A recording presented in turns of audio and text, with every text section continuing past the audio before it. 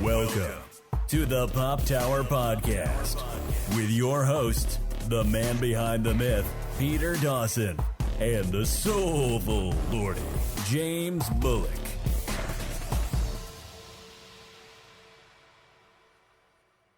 Yes, it's episode 65 of the Pop Tower. I am Peter W. Dawson. And I am James Bullock. And we're here to talk about video games, television, and movies. One of each. So yeah, we're gonna do a little bit of everything today, and I'm just gonna jump right into it because oh boy, some of these could take a while. So first up, we have an interesting return to form because we got a new Star Wars game. Yes. Star Wars Jedi Fallen Order. I want to say the Fallen Order so much every time I say it. Yeah, that's fair. Or even just Star Wars Fallen Order, like the Jedi thing. Yeah. I get why they slipped it in there, but it does kind of make it more clunky, and then it just sounds like you're trying to type out Jedi Knight, but you drop the Knight. Yep. Which, I mean, this game is probably the closest spiritual success we have to a Jedi Knight game. Very much so. Yeah, which I loved that franchise back in the day, and even if it kind of ended weirdly. Yeah. And that was the sign of that was the times though, because at least back then you could have a little bit more confidence that hey, we could still have a sequel and not lose all hope whatsoever. Yeah. But yeah, in this case we get it's freaking EA, who are usually been one of the biggest punching bags in the game industry. Yes. But what helps is it's for good reason. Respawn, which I think is the current EA golden child, at least as far as the fans are concerned. Right. Because even people that didn't ultimately like Titanfall that much, still a lot of them love the campaign of Titanfall 2. Right, and I know you were actually somebody that played it and was a big proponent in trying to get others to play it too, because you were saying how good of a game it was, and of course it just came out at the worst possible time, unfortunately. Oh, it totally did. Like, I love Titanfall 2, and I think that as of this recording, that's actually the free game on PlayStation Plus this month. That's right. Yeah. So if you're listening to this and it's still December 2019, for the love of God, go check it out. You know what? Even if it's not, just spend money, play the campaign. Yeah, I mean, it's not that expensive now. No. And I mean, as generic as Jack Cooper, the name is, and as relatively straightforward as his storyline is, it's very good. Mm-hmm. From a gameplay perspective.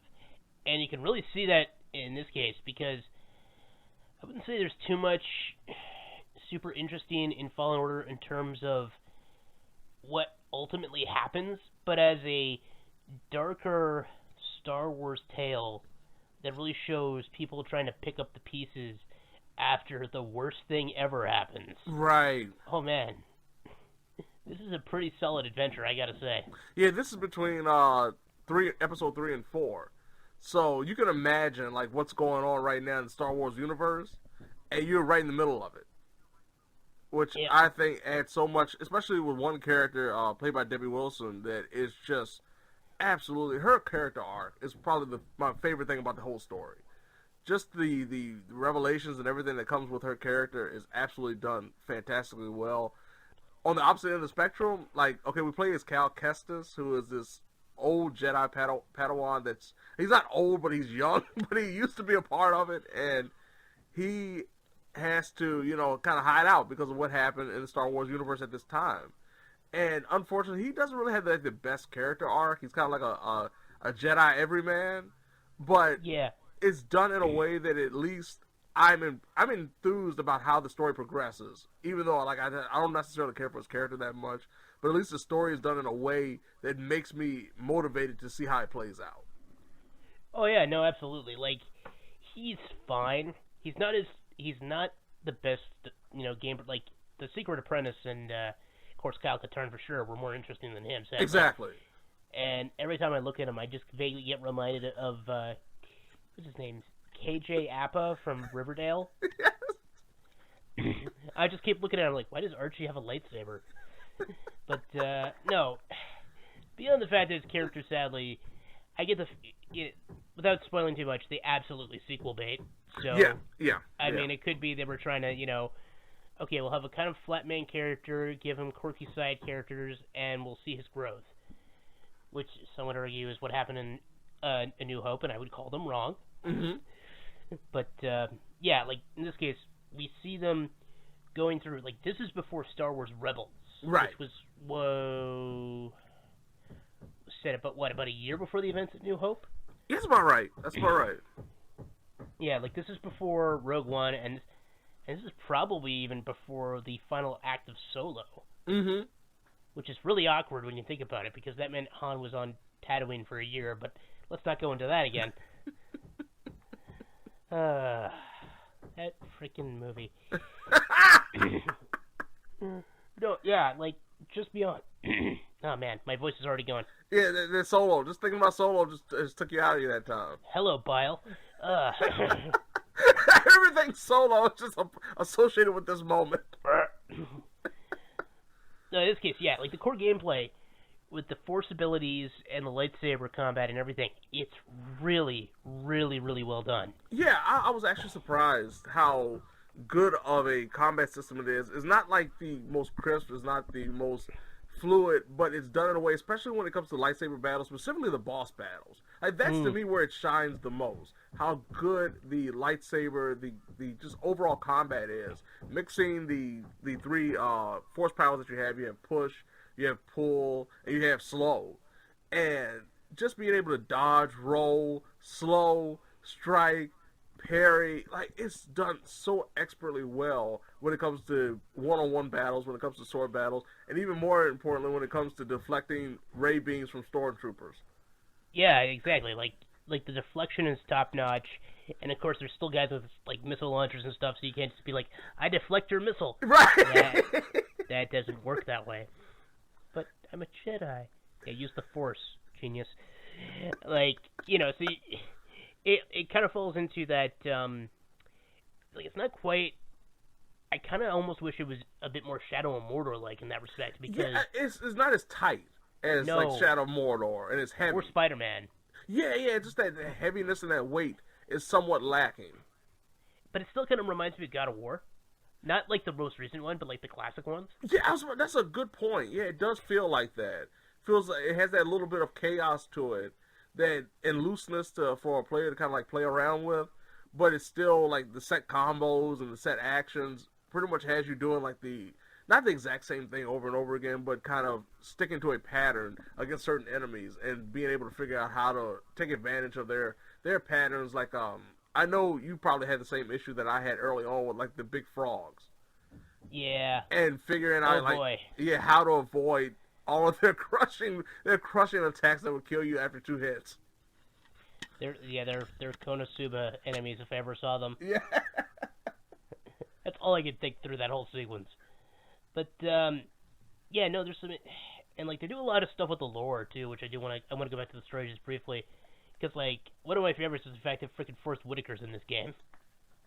I was gonna say, man, Saw coming up there and doing a speech, man. Yep. Oh, that was wonderful. I know, it's fascinating that he's one of the most ubiquitous, how do you pronounce that word? Ubiquitous. I always feel like there should be a harder T, and I can't I know.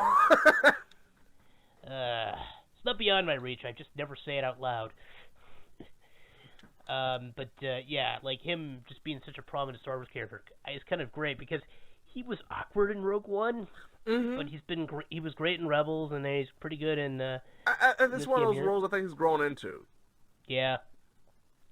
He just probably wasn't ready to do that character in live action. Yeah, exactly. Yeah, and again, like we mentioned her earlier, but Deborah Wilson, I'm like, huh? So this is happening. Yeah. Oh wow, this is really good. This is really good. Because like with her first appearance in the game, this is pretty much during the introductory area, and it doesn't feel like it's that natural. But as the story progresses, man, it just flows so well. And like I said, her character arc is so good. Like, I really enjoyed her presentation, just the way everything flowed with her character. It's like, everyone's well done. And like, there's an interesting cast, because I mean, just give a little taste, we do also get some follow-up on the Night Sisters. Yes.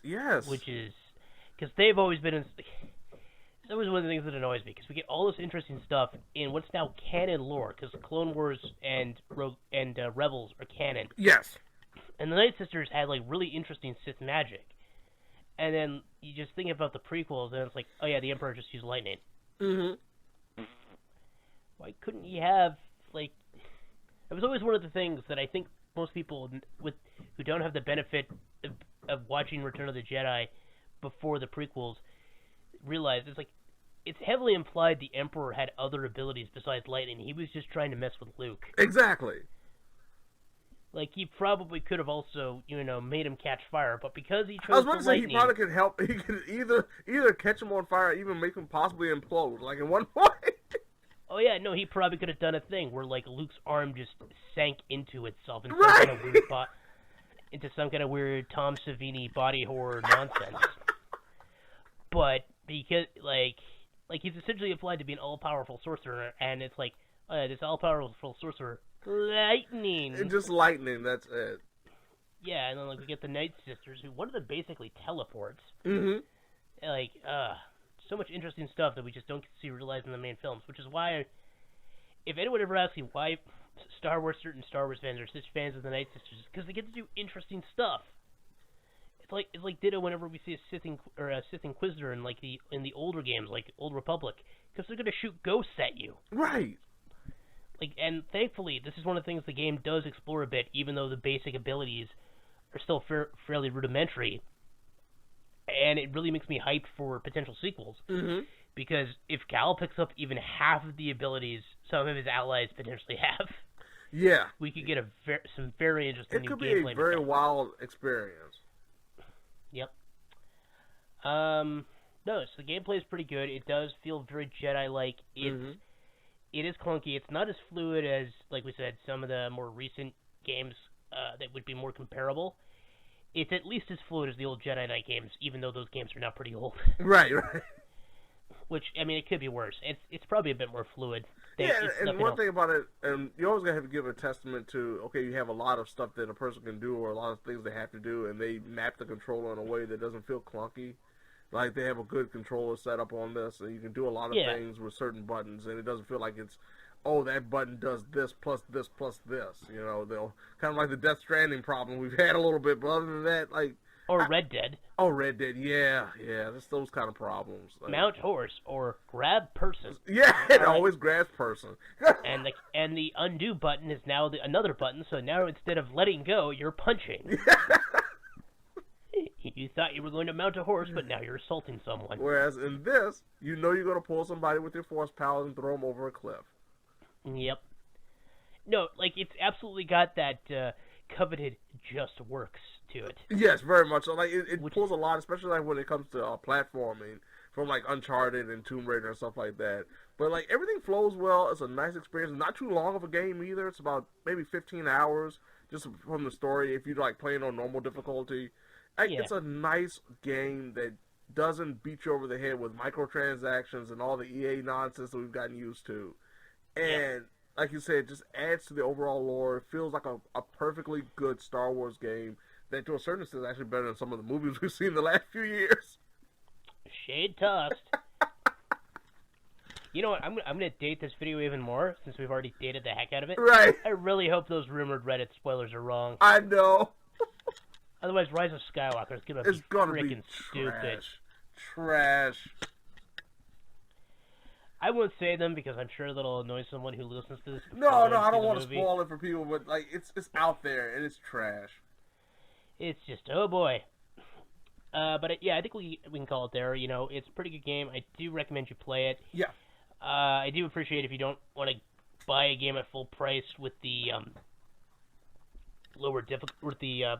arguably less replay value, but I still think you can get a good solid 40 hours if you replay it at least once or twice. Yeah, especially from a completionist perspective. Like, no, there's collectibles, and you will feel satisfied when it's all over, in my opinion. Oh yeah, I won't disagree. But I think we'll move on from one fantastic universe to another, as oh man, the level of hype. So, DC has a TV universe. Yes. And they decided it would be awesome if they recreate one of the most famous crossovers of all time. Mm-hmm. So we're doing Crisis on Infinite Earths.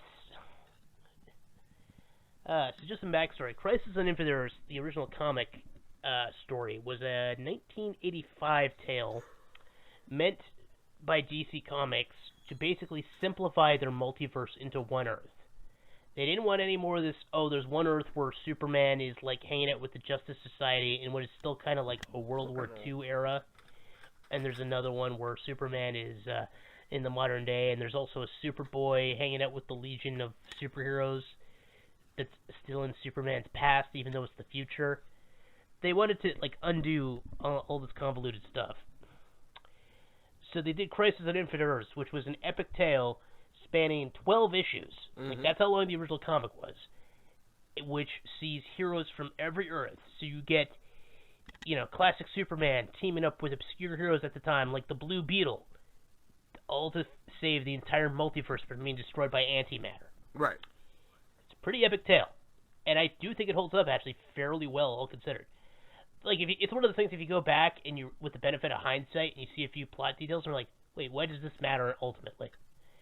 Like, I think one of the more famous ones is just the fact that at one point a character gets saved from her universe named Lady Quark. Oh, yeah, right. She had no follow-up. No, not at all. It didn't even matter. I think the most follow-up she got was in Infinite Crisis, like, 10 years later. Or it was almost 20, I think. Yeah, 2004. So it's like, oh, well, that was a waste of time. So in this case, what we get is the culmination of Arrow, Flash, Legends of Tomorrow, Supergirl, Batwoman, and even our boy, Black Lightning. Yes. They're all here. We don't know when, but we're going to give a boy Black Lightning somewhere. We saw him. Yeah. So, yeah, oh boy. This was insane. Yeah. Well, what about your boy Lex? Just for the record, I don't mind John Cryer as Lex Luthor, but he is not the best. By No. It was rough watching, and that sad part about it's like it's such a monumental moment playing out of what he's executing. Yeah. And it's just like, man, I wish they could have had somebody that was better for the job. I know it's they couldn't decide between camp and devious. Right. So this Lex, like, despite the fact that he actually had some really good devious plans, he just it just like, felt so campy. Yeah, because it's John Cryer. Like, he's still got a level of threat to him. Like, which is one of the reasons he's not terrible. Because you still feel genuine threat from this campy dork. But I mean, much like I think it's just the fact that you know what kind of power he's holding at this point in time. Like, that's how it kind of feels to me. Like, we understand his character, we understand his intelligence and his power overall. But like I said, it's like the character is what gives the idea of fear more than the actual actor. Oh yeah, no, the initial performance.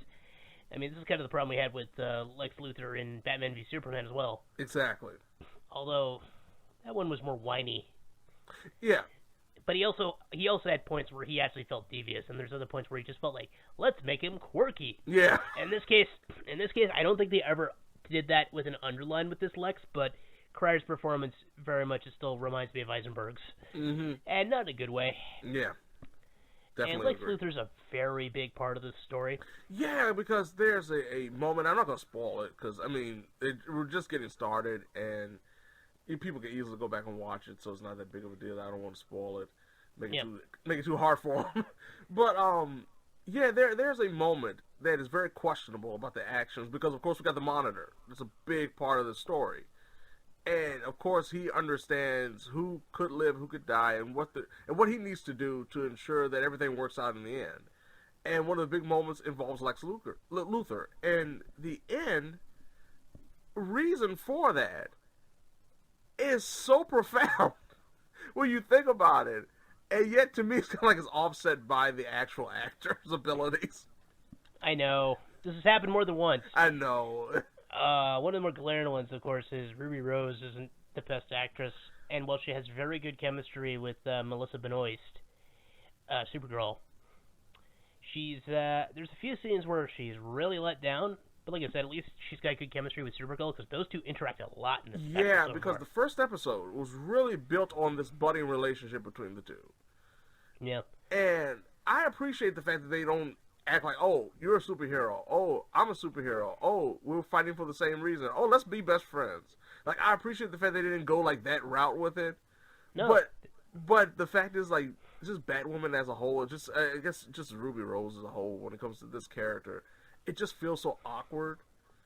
She's probably more than a little miscast, honestly. Yeah, and the thing about it, even when it comes to, like, the hand-to-hand combat, even though I know she's not fully involved in that, even Batwoman as a fighter feels kind of off. Yeah. Which is weird considering the backstory. I know, right? It's one of those things. Because, I mean, Batwoman in general has been pretty rough. Yeah, it's been a rough thing. It's been a slog for me to get through. Oh, yeah. Especially that really dumb plot twist, which led to a character dying, and I'm like, you know what? I'm fine with this. Yeah. Because that is one of the most horrible and stupid things I've ever heard. Yeah. Oh, my God. But, like, in general, honestly, a lot of the build-up I didn't really enjoy that much. I mean, the Flash build-up was fine.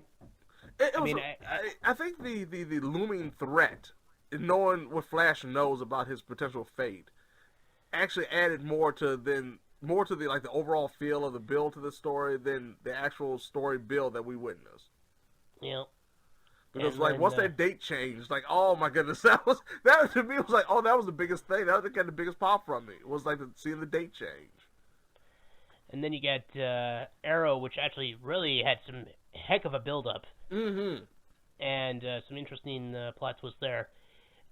Especially because they're fully going sci-fi now, whereas before, like, Arrow in general tried to keep it fairly grounded, even in the season with Magic, which is usually considered one of the worst seasons. But yeah, and then we got there was basically no build. The build to Supergirl was much more personal in nature and much more dumb in nature. Yeah. Because Lena Luthor's plot, which ends up falling right into the first act of this, is so stupid. Mm-hmm. And yeah, no, Supergirl this season's really bad. Yeah, this has been really a bad season for the female contingent when it comes to the CW shows. Like, I don't know what's going on with this. At least her new outfit is actually pretty good. Oh, that's true. Yeah. Because they got rid of those stupid boots. Oh yeah. And I don't care that she finally got pants. I'm just like, thank God those boots are gone. Because there were those bulky, stupid-looking boots. I'm like, they were moon shoes. Like, it just looked ridiculous. They looked like the legs of a transformer. Yeah. It's like, why are they on her? Anyway, let me get into the actual premise this time around, because we haven't really talked about that yet. So yeah, we're just giving our opinions on some of the actors and some of the characters. Man, you went straight to Lex. That was great. But, yeah, no, in this case, what happens is, it's very much like it is in the comics, where there's a wave of antimatter that's slowly wiping out other Earths all across the multiverse. Yeah. And in this case, so the Monitor, an interdimensional being, is trying to potentially save as many Earths as he can. Right. Through various plans, which has been the whole setup. Like, this is what Elseworlds was building up to. Right, because that was the end of Elseworlds, was that tease with the Monitor. Yeah. And there's probably the one thing they did, which I don't think was quite as smart as how they did it in the comics, is the Anti-Monitor wasn't revealed until partway into that story. Right. They revealed him really early this time. Well, they were flat out talking about him. Right. Like, immediately. And we didn't see him for the first time until the end of the second episode. Yep. Which is like still a very minor spoiler, and he hasn't been seen much, which I do appreciate, because I'm hoping we get more of his classic costume. Mm-hmm. Because while the new design does look good, and it makes sense alongside with the Monitor, like with his costume and his outfit, it makes sense on that end. Yeah, because they're doing the more parallel between the two. Exactly. But I always love the classic comic designs because it really kind of did some interesting stuff. Like his eyes in particular, I always love in the comics because they kind of look like beams of light suspended in liquid. Yeah. Which is a very interesting design. And then, of course, he's got this classic sort of bullet-like helmet, which is really kind of cool. And I mean, his original design, he looked like the frickin' Terminator. Yeah, exactly. Like, it was in a creepy way. It was great.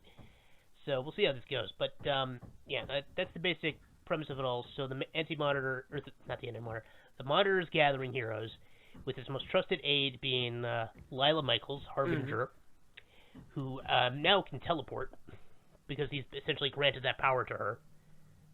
Because that was granted to her. That wasn't. She's not a meta, right? Exactly. Right. Yeah, I just wanted to qualify that. Because it's like, oh, she was a meta the whole time. Because that's happened more than a few times. Mm-hmm. But, so very quickly they gather up Oliver Queen, of course, Green Arrow, his daughter from the future, Mia Smoke. Yeah. Oh, Catherine McNamara. She's, you can tell what her career's been up to this point. Yeah.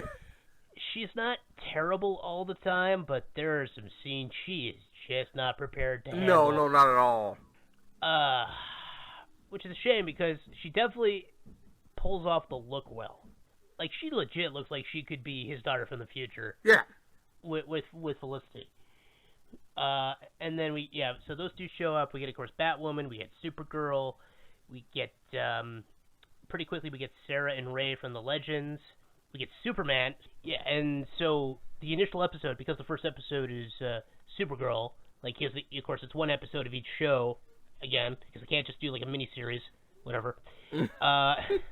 So they, what they end up doing is, the first episode Supergirl-based. It's all set on Supergirl's Earth, and they're trying to defend it from the initial attack, which is mostly shadow demons. Right.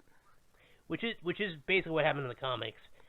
I mean, this is kind of the problem that the show had versus the comics, because the comics, with 12 issues and everything, they were able to have things that just kind of went away, but they said that's no longer the plan or whatever, and, like, give some explanation for why the plan was changing. This one, they go from one plan to another pretty quickly without explanation for why that plan got dropped. Yeah, that's very true, yeah. Because the Shadow Demons so far have only been in episode 1, and probably will only be in episode 1. Yeah, that's what I was assuming too, which, like I said, didn't make much sense. Like I said, it is true that happened in the comics too, but it was part of a thing where once the Anti-Monitor got stronger, he was able to do other stuff. Mm-hmm. So we do get some of the classic plot points without giving too much away what these involve. We get the quantum towers, or tuning forks. Mm-hmm. And then we get something that's new, but it is still based on what happened in the comics, where we get a gathering of heroes from select, but rather than select universes, right? We just get a lot of people. It's essentially the Justice League, but they call them Paragons. Yes, but the variants. Yeah, and what's kind of cool is one of them is a character I didn't think was going to get much focus in this special, but he totally did it. I don't want to give away who. But it's a supporting character from one of the other shows. I was like, oh, nice. They're going to make him one of the 7. That's right, cool. Give him an opportunity here. I like that. Yeah. Because he didn't actually do much else in the special, but I did like that he was included. Yeah. And then the other thing is they do, I can't even think what the third thing was now. I had a list of 3 things.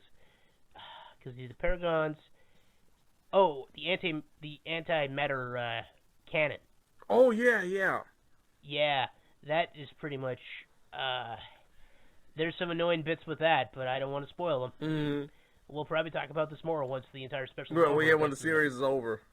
Because it also might change our mood. But the other thing we should probably touch on before we... Well, besides the fact, I do say overall I am enjoying this special. I'll have to wait until it's over to really see what I feel about it. Right. I am enjoying it more than Elseworld, I think. Same here, yeah. I don't think I'm going to like it as much as Crisis on Earth X. If nothing else, just for how much time is spent to the nonsense that was going on in Supergirl in episode 1 being a plot point, where it's like, they go to Lena and they're like, you need to help us. It's like, I trusted you and you betrayed me. It's like, we didn't tell you who Supergirl was. Calm down. Like, I really hate people saying, get over yourself, but never has that phrase been more appropriate. Yes. Yeah. It's one of those phrases that I just hate. But at the same time, I'm like, yeah, no, I would totally use it against her. It's definitely relevant to you. Yeah. You know what? I'm making it one-time exception. Get over yourself. Why does her not telling you a dark secret that could potentially endanger her life and the lives of others I mean, Be you have to betrayal. create mind control technology that will try to do world domination that also involves a volcano because the season's stupid. I was following along, and I don't fully understand what's going on in that season anymore. Anyway, but yeah, no. In general, it's a pretty good adventure, and oh man, the end of episode 1. Oh boy. Without giving too much away, there's a great bit where the Monitor, who's like this cocky, seemingly omnipotent, very all-knowing dude, he's just like, I didn't see that coming. Yeah, it was like the opposite of Doctor Strange. And just the level of bricks he was pooping in that scene. Right. Like, it was great. It was so funny because all I could think about was just like how the Flash had his moment of epiphany and realizing what's going to happen. And, like, knowing this the entire time and trying to work toward maybe doing something that may actually make it happen, but in terms that will still help the world. Whereas with the Monitor, like you said, just being so confident in everything he knows, and then this moment happens. It was delicious, I gotta say. It was absolutely phenomenal. It really was.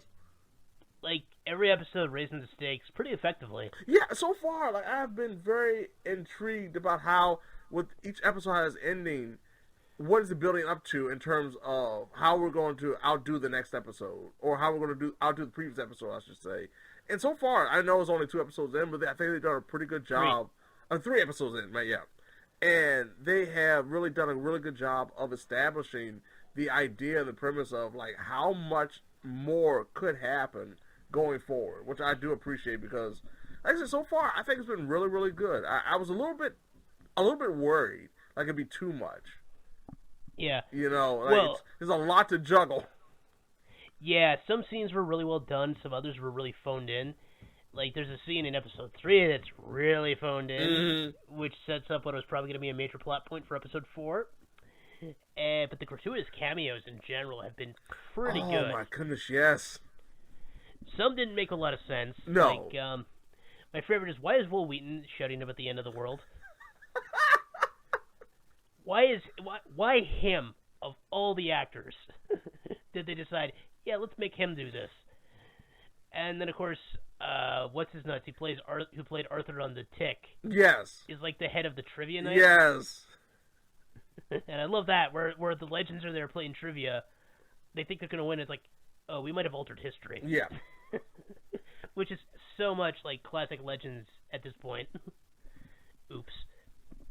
But, yeah, but then we got stuff like, even in the intro to the first episode, we got, in rapid succession, we got Robert Wool from the original Batman Tim Burton movie with the theme and everything. And we got, we got stock footage from Titans. Yeah. Sure. And we got an actual brief cameo from Russell Tovey and from, what is it, Earth X. Yes. And then we got Earth 66, which is Burt Ward, presumably as Robin, just walking 2 dogs down the street. That was so awesome. And then he gets one line, and you realize, despite how old he is, he still sounds basically the same. I say he still got it. Like, the only reason he sounds different is because he's gained a bit of weight. Right. Because he used to be like 80 pounds soaking wet. Exactly. And now he's got to be at least as much as I do. Yeah. He's got a very noticeable increase in the jowl. Mm-hmm. Which is fair enough. But man. But that was awesome. That was a great spot. Yeah. And we got a few more here and there as well. But then, of course, episode 2, we got the big one, which had been really hyped up, which was the Smallville sort of epilogue. Yes. Where Tom Welling and Erica Durant both show up. Because Durant was in the previous episode as well, because she's also Kara's mom in Supergirl now. Because they couldn't get Laura Benanti to fly out to Vancouver. Right. Which is fair. She's already busy enough on Broadway. Exactly. She can't fly to L.A. and to Vancouver. Calm down, guys. But, yeah. No, those two show up, and they meet John Cryer's Lex Luthor, which... his reaction to that Lex was pretty appropriate. Yeah, it really did make sense though. And honestly, it's one of my favorite bits, especially because he's just like, with the twist that happens, and then Christ's just like, I don't know how to deal with it. Yes. Well, you're no fun. I know. Which really feels more Joker meeting a Batman who's retired. Really? Yeah. Than Lex meeting a Superman who's retired. Yes. But it still does feel thematically appropriate. Yeah, it did. So I do enjoy that. Especially considering what he had confronted before that, which is this made it even more sweet. Like it honestly reminds me of, in a weird way, All-Star Superman. That big sequence at the end where Lex gets the powers and then has the epiphany. Right. But it's like the opposite of that. Yeah. which still makes me chuckle, because, I mean, if you want to talk about what my favorite Lex Luthor is, it's probably that one. If nothing else, just the narrative of All-Star Superman and what happens with Lex Luthor in that one. Probably one of my favorite Lexes. But, getting back to... Yeah, so the Smallville stuff was cute. And then we did get a brief Birds of Prey in episode 3. Mm-hmm. That was... I really hope that turns out to be a plot point, because they milked that at the beginning. They did. And, running gag with all these Earths has been that the Earth is named usually after when the show/movie happened. Yeah. Like, for example, the Tim Burton Batman Earth is Earth 89. Mm-hmm. The Batman TV series is Earth 66. Yep. Birds of Prey is 203. Yep. I can't remember which one the Superman Returns Earth is. Because and that's heavily implied to all be part of the frickin' Richard Donner Superman universe. Right. Yeah, I can't remember what Earth that was, but that was good stuff. Brandon Routh really is great as Superman, I gotta say. Very much so. I think we were too hard on Superman Returns because of how young he was and how old he was supposed to be. Right. Now that he looks appropriate for the character. But I guess I'm forgetting. The cameo they tried really hard not to spoil. Freaking Lucifer shows up. Oh yeah, I didn't know if you wanted to bring that up. I thought about it. Yeah. And I decided I want to just because I learned apparently it's supposed to be set before that series even begins. Right, exactly. That's a big thing. So when you see Lucifer in that scene, he is supposed to be prior to any of that show happening. Exactly. Yep. Yeah, and I just want to bring up, because you got to pay attention to Diggle's reaction during that entire scene. Because Diggle completely no-sells that he meets the devil. Yes. He's come a long way from his first crossover where he meets the Flash and just cannot stop freaking out. Right, he's just like a kid in a candy store. It's just ridiculous. Well, he's both freaked out and like, huh, and he just starts like speculating. Whereas this guy's like, oh yeah, here's Satan. Cool. I got stuff I gotta do. Right. Can we say this for another day for the long run? Let's just keep it moving. Yeah. No, that was good stuff. I guess the only other thing to point out is they really shouldn't have carried over that stupid meta humor of, oh, it's his first crossover. Oh yeah. They should have kept that to Legends only, and they do it like what, twice? Yeah. And that was twice more than they needed to. Exactly. And also, they keep saying crisis, but they don't say the or a. Yeah. They just say, it's crisis. Time for Flash to vanish in crisis. Right. I'm like, that sounds awful. I mean, you're really kind of, it's like, it's almost like any time you're watching The Dark Knight and you suddenly get jarred because they're having a long conversation about basically taking on the mob, and then someone says Batman. Yes. But in this case, it's even worse. At least Batman was a part of that thing. It doesn't feel out of place. It's like but I don't know. Overall, yeah, enjoying. Yeah, it's a solid start so far. Like I said, there's some flaws definitely, but overall, I'm enjoying it. I'm looking forward to see how it escalates. Well, I mean, the ambition is absolutely outstepping the budget, but they're trying their best. Oh yeah, especially that Superman battle. that they were at least keeping it mostly in the distance. It's not like Season 1 Flash where they kept showing bad CGI Flash right in front of the camera. True. But yeah, like probably my favorite was they clearly phoned in at one point. They go to an Earth where another Superman is dead, and we'll get into like the how or why. But they do like the famous shot of Lois crying over dead Superman. Yeah. And the cape looks terrible. Yeah. The green screen looks bad. Lois's crying is pretty bad. Yes. Which is a shame because Elizabeth Tulloch in general was pretty good as Lois. Like, I didn't like her much in Elseworlds. I loved her in this. Yeah. She's done a really good job in this one. Yeah. Oh yeah, her and Tyler Hoechlin? Yeah, that's right. Yeah. Yeah, those two are really grown on me. I wouldn't mind seeing a Superman spinoff, but I mean, they probably won't do it. No, but like I said, it wouldn't be bad at all. Like if you kept them as a part of it, like yeah, they definitely had nice chemistry. I appreciated it. Absolutely. No, in general, yeah, it's definitely enjoyable, and they've used the characters that have popped up pretty well so far. Probably the most poor Mick Rory. I do love what they did with him in that alternate universe, though. Yes. Because we still haven't seen the original, so we see one where I want to talk about this because knowing that this is coming still won't ruin this for you. It's Earth 74 Mick Rory. Yes. Who is living on the Wave Rider by himself because the rest of the Legends have retired, and he's technically retired too. But at some point, he reprogrammed Gideon to sound like Snart. Yes.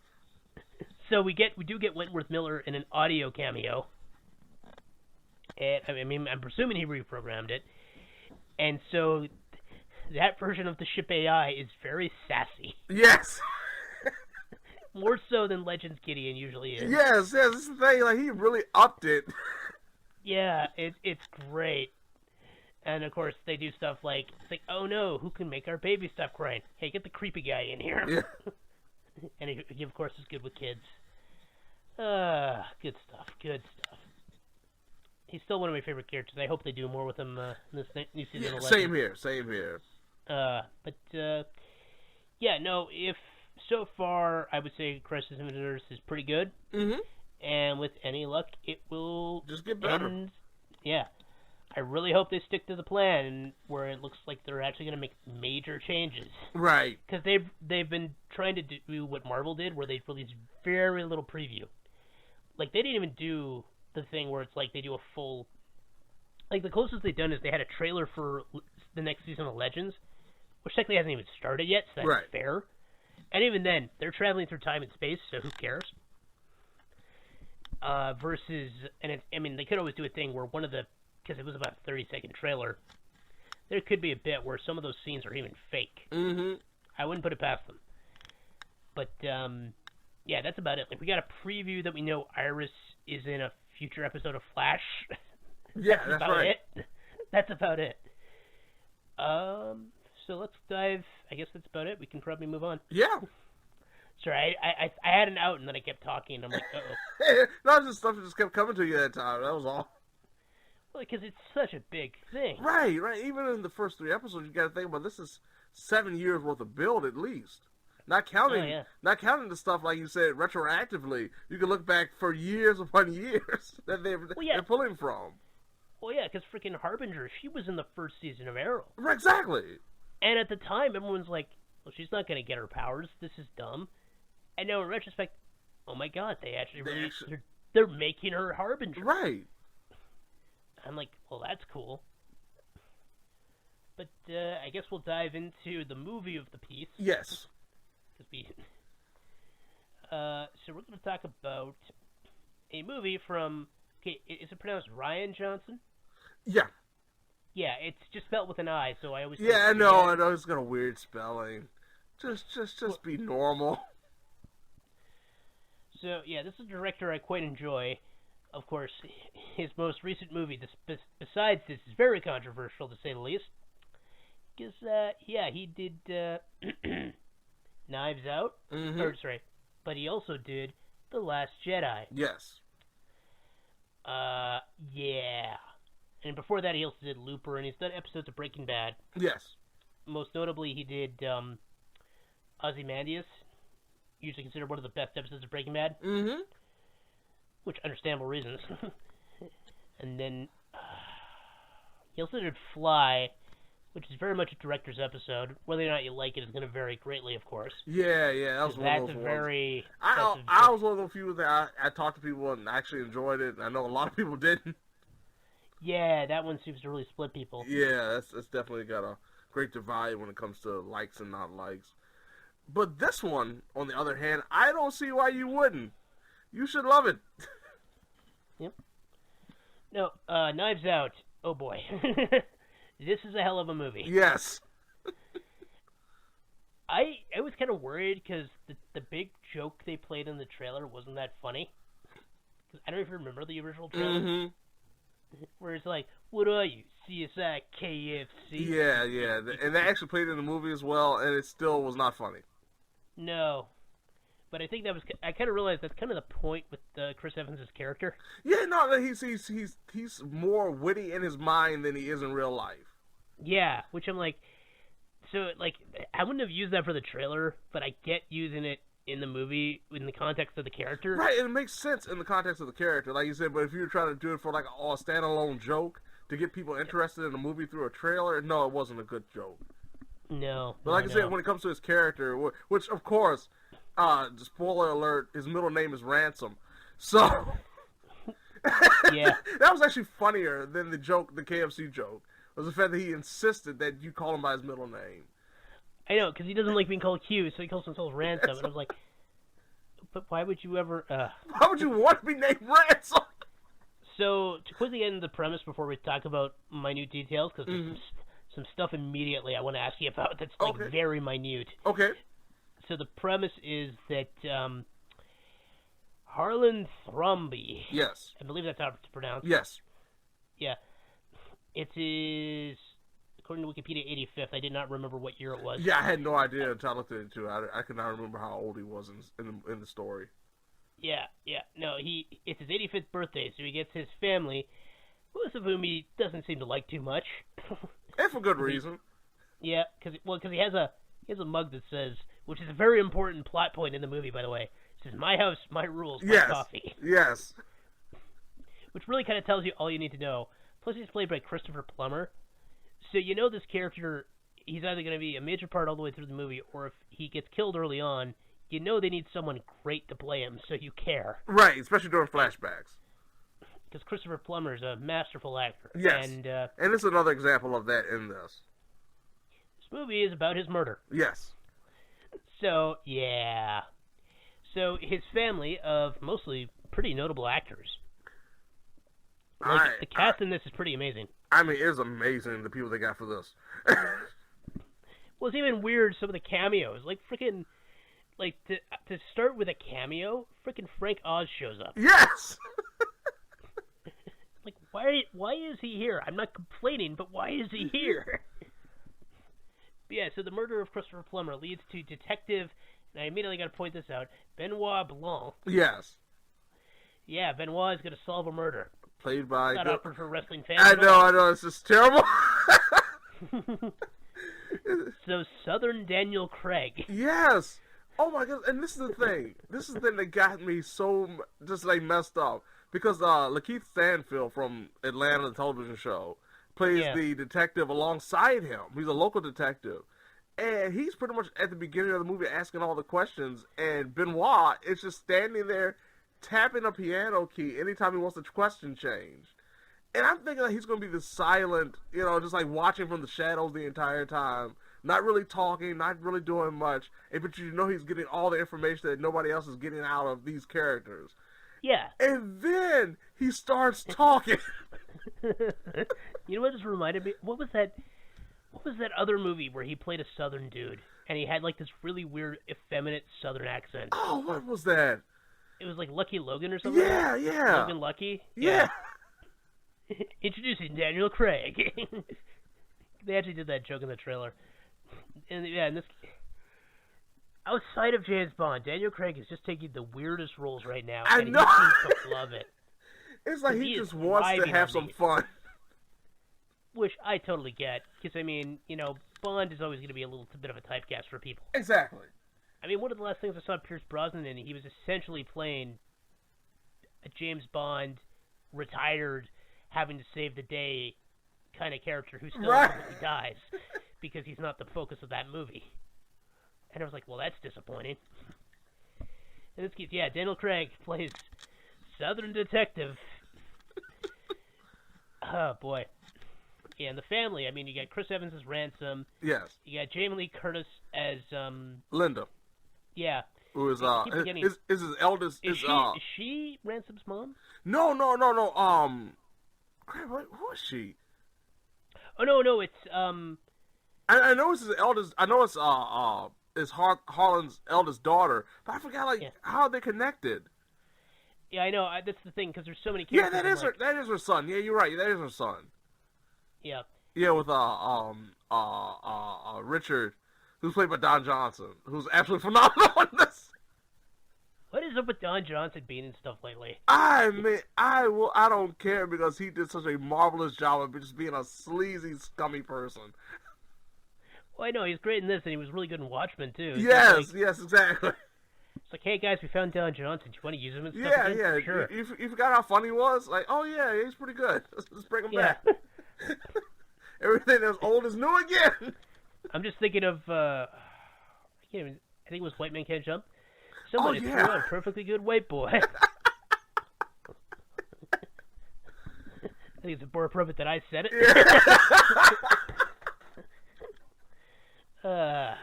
But Michael Shannon also shows up. Yeah, and then we got Toni Collette, of course, who I think is quickly becoming one of the biggest actresses that has she ever been nominated for an award? I don't think so.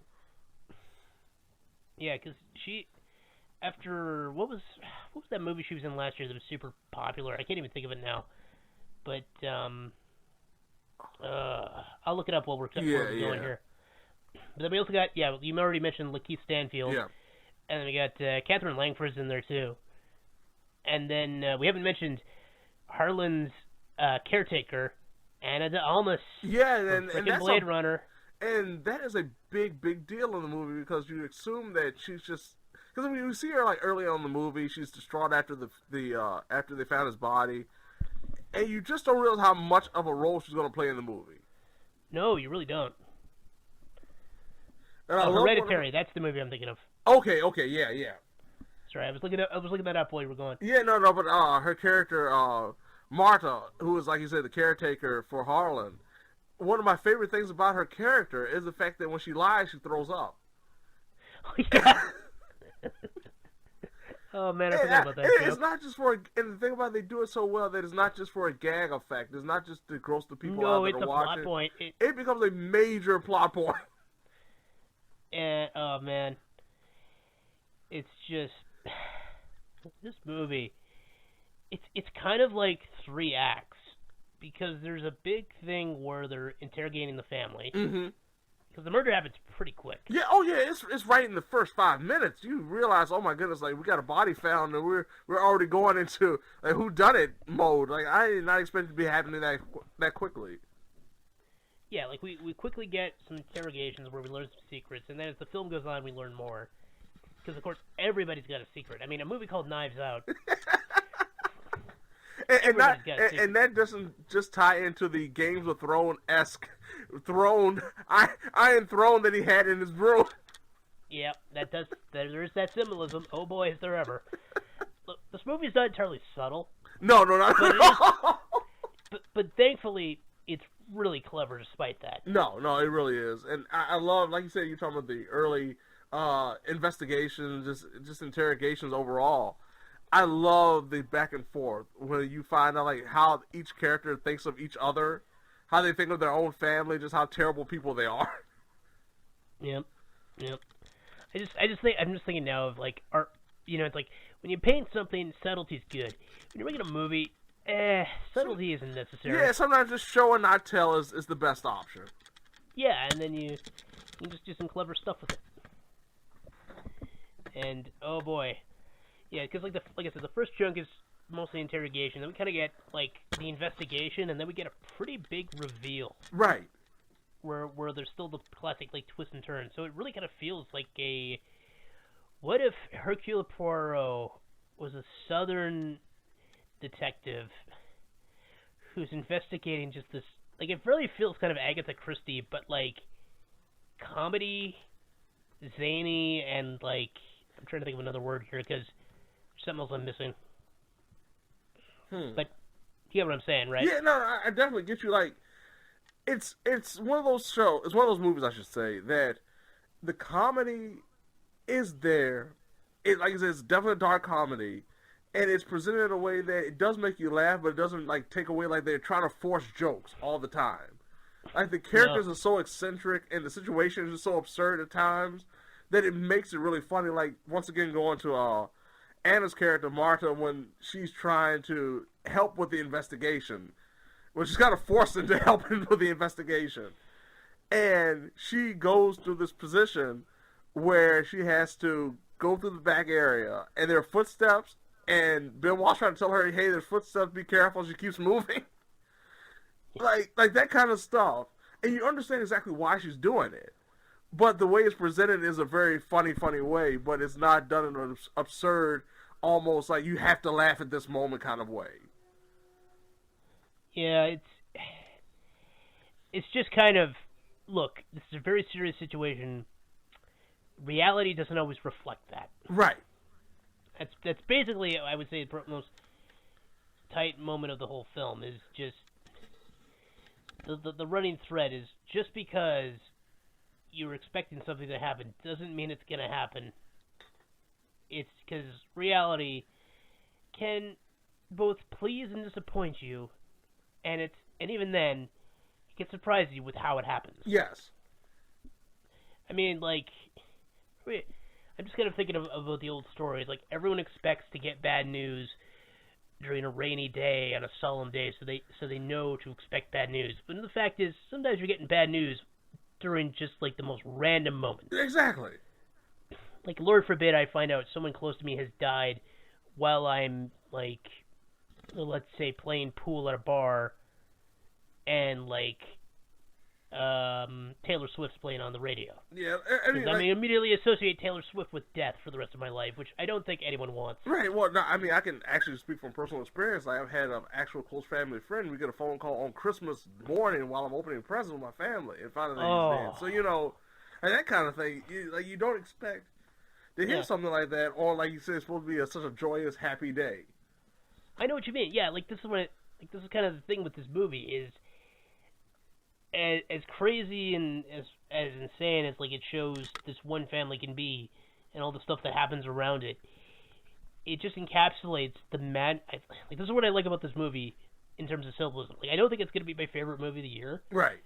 But it feels very true, despite how ridiculous it can get at points. Yeah. I mean, even what like, I love. Like there was a moment they had a conversation. They were going over the debate about just immigrants and people trying to get into America legally, and that conversation was done in a way that it was so based in realism of a typical conversation you would have like that, but it's done in a way where you have the characters that are so absurd. You've established how absurd they are, that you don't necessarily take it seriously, but what you're hearing is actually very serious. Yeah, I know. Like, I think that's the thing, is that this movie really encapsulates just life. Yeah, no, it's in a weird way. It's really, like I said, it's done in a zany, wacky way, but if you look at it just from the scope of just realism and life in general, it's very rooted in reality, and it's done very, very well. Like, I was looking forward to it just because of the star power. But I did not expect to enjoy it as much as I did, honestly. No. Like, everybody did their job great. And I mean, like, if I were to even mention some of the plot points of this movie, you would just be like, sure. Right, of course. You know, it would almost sound like I was describing, let's say, Bryan Cranston, James Franco comedy, Why Him? Exactly. It's like, oh, and then out comes the marijuana. Oh, no, yeah. I said, well, wait, my arms. Ironically enough, there was one scene. Hey, were you smoking grass like during the middle of a heated argument? Yeah, that does come up. Like if I were to just mention that, and then you'd be like, attempting to be funny, right? But it's more than that. Like, no, that's really the thing. Like, they do everything about this really well, and you can tell like this is a guy who worked on Breaking Bad. Very much so. Yeah, it has those moments. It has those clicks. when it comes to those tonal shifts at times, that it doesn't take away from the seriousness of a situation while also being actually very funny. Absolutely. Yeah, I'm really happy about this movie. I really am. No, I know. Like I said, like it's easily one of my favorite movies of the year. Yeah, like I said, probably not number one, but I have a very personal movie for that one. Right. Yeah, I got you. I'm with you. So, but like, I wouldn't. If someone told me this was their favorite movie of the year, I would totally be fine with it. No, not at all. I would not hate on this. Like, it's another one of those movies this year that's come out that I've looked at it from like you said, once again from a star perspective and been excited for it, and then it actually lived up or exceeded the hype that I had for it, and I'm really happy that I got a chance to watch it and enjoy it, because it's definitely going to be one of my top. I'm not going to say top 5 per se right now. Maybe I'll work on a list and it might move around, but it's definitely going to be in the top 10. You know where kind of just to wrap it up, because I already mentioned Agatha Christie a lot, but you know what else it reminds me of? What? Gosford Park. Wow, yeah. That's probably another contemporary, like I said, it doesn't. I still say it stands out to everything you can compare it to, but you can easily compare this to a lot of stuff. Yeah, it really does. It definitely sees a lot of influences being worn on its sleeve while being unique at the same time. Well, it definitely feels in part like Murder on the Orient Express. Very much so, yeah. And definitely got a little bit of, I would say, Death on the Nile too. Yeah, but one thing about it, like in terms of like Murder, which I understand, that was a remake. At least like this one, even though the topic and the presentation may not be the most original, it does still feel original. Absolutely. Yeah. Like, yeah, I know I think it's better than the most recent Murder on the Orient Express remake. I wholeheartly agree. I still like that movie to a degree. No, I did enjoy it, but I just stick with the original. Well, yeah, because that's the thing. You watch it and it's like, well, it was good, but I don't really have anything to say about that. That I couldn't have said watching the original. Yeah, like, and this in Knives Out, I don't really have any butts off the top of my head. I mean, I'm sure there's a few things if I went back and watched again. Right, just nitpicky things here and there. Yeah. Once, but like if I went back, I'd be like, oh well, this was maybe not necessary. But I mean, at this point, it would mainly be nitpicks. Yeah, exactly. Same here. Yeah. So, yeah, don't know. Definitely, if you still have a chance, check out Knives Out. Mm-hmm. You're still playing, still so. Pretty, yeah, it should be playing for probably a couple more weeks. It's hard for me to believe it will be out before the new year. Yeah, I doubt it'll be out of theaters. So, I think we'll wrap it here. Yeah, sounds good. Yeah, no, and a pretty good one. And I mean, these episodes, like the stuff we covered this week in general, was pretty good. Yeah, overall. this wasn't that upward or downward slope or a climb that we've had in recent episodes. We start off bad and go to good, or start off bad and just get worse. We probably went from pretty good to great. Yeah, I will agree. Yeah. And even then, I mean, Infinite Crisis could entirely change once we get the second half. Exactly. Which is January, so we'll see about that. I mean, I kind of wanted to get this in because I knew we weren't going to talk about it in our best of TV, because I knew that was going to kind of get split. Yeah, it's going to be stomped down a lot. Yeah, that's how it goes.